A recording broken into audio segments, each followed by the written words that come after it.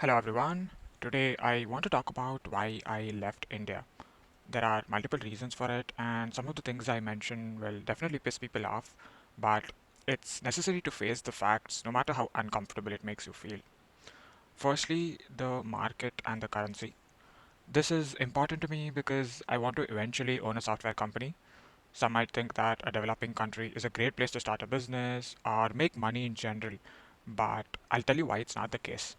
Nifty 50 in India, which is the group of 50 large cap companies similar to the S&P 500, has a greater return on investment than the S&P 500, but is not nearly as talked about as the S&P 500 because of how badly the Indian rupee performs globally.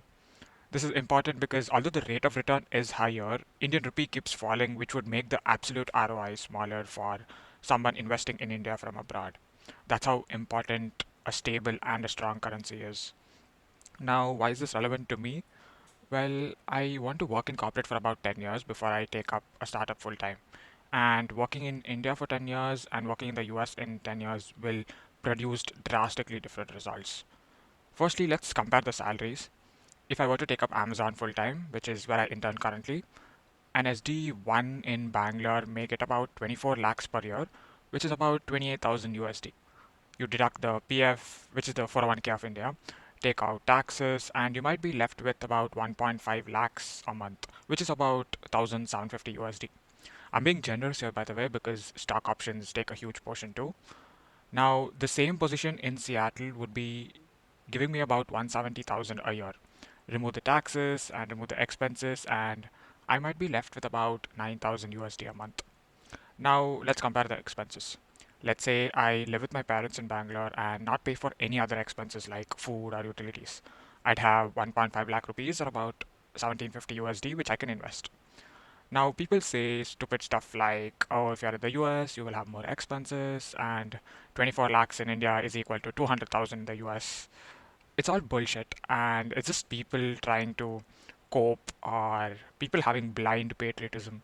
In reality, living in Seattle, I am paying 1200 USD a month for expenses. For argument's sake, let's say I'll spend 300 extra and treat myself every month. That's 9,000 minus 1500, which is 7,500 USD left for investment. Now imagine I put 7,500 USD into S&P 500 every month and 1.5 lakh rupees into Nifty 50 every month.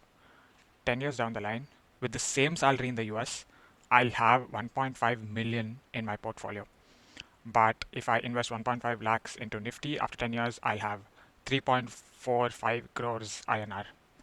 Now, again, 10 years from now, rupee would have depreciated even further, where 100 rupees would be equal to 1 USD. Again, this is as per last year's patterns. So, if I were to convert USD to INR and 1.5 million to INR would be about 15 crores.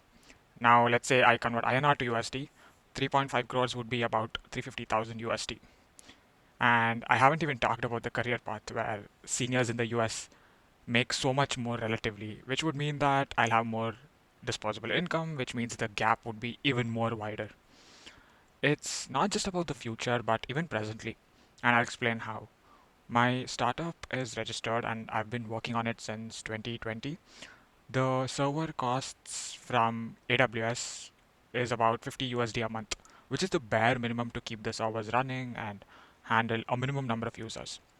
Now, I used to make about 35,000 INR a month in my previous internship at Volvo, which is still a very good company, by the way.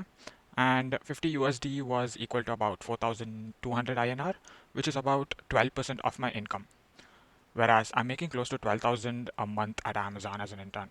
And let's say I take out 1,500 for living expenses and tax. Now, the server cost would be just 0.6% of my disposable income. Now, this is just the server cost, by the way. I had other expenses as well, but you see the difference, right? Now, imagine if I were to scale it and use the same money for marketing. How far ahead can I go with an Indian salary as compared to a US salary? The second reason is I love the US as a country.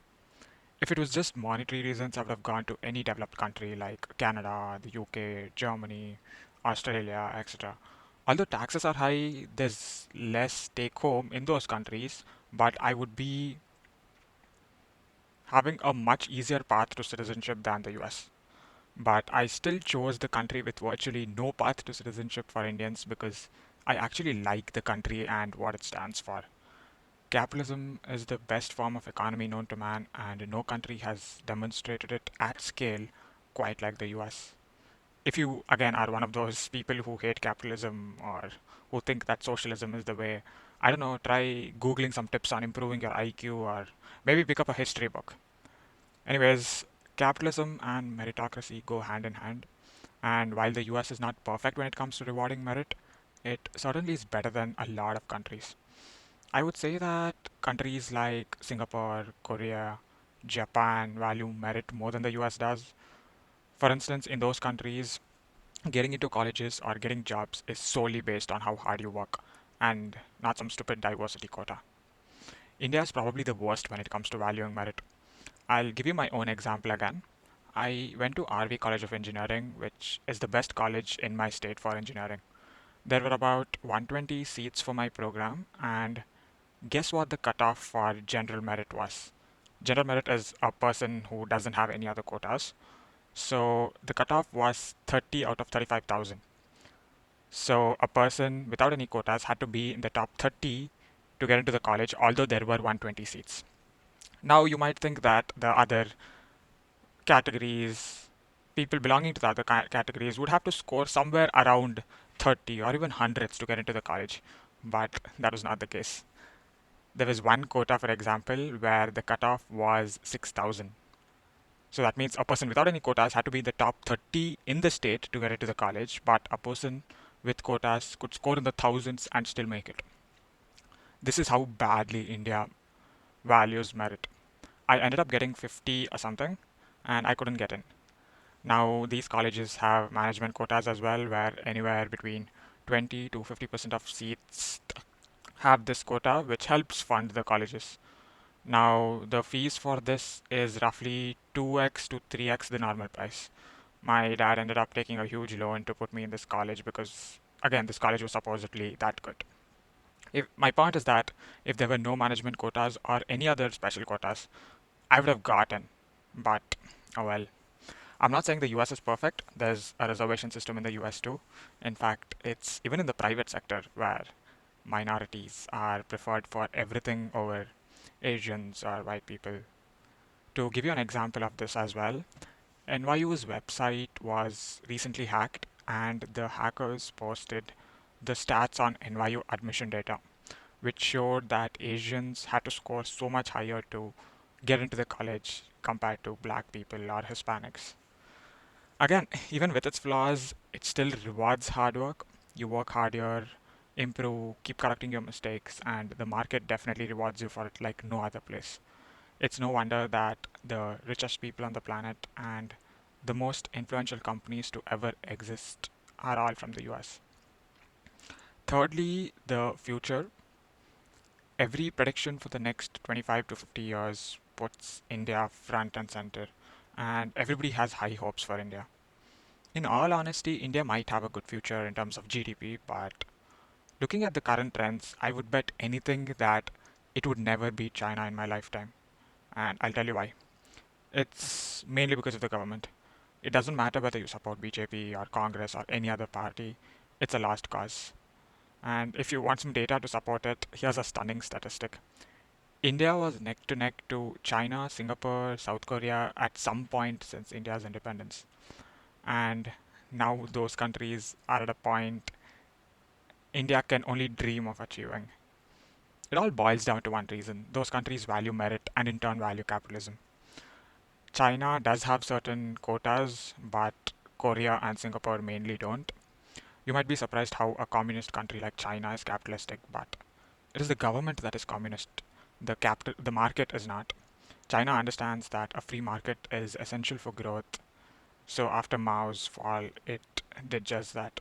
It allowed entrepreneurs and in fact helped them to grow in such a way that it became the manufacturing hub of the planet.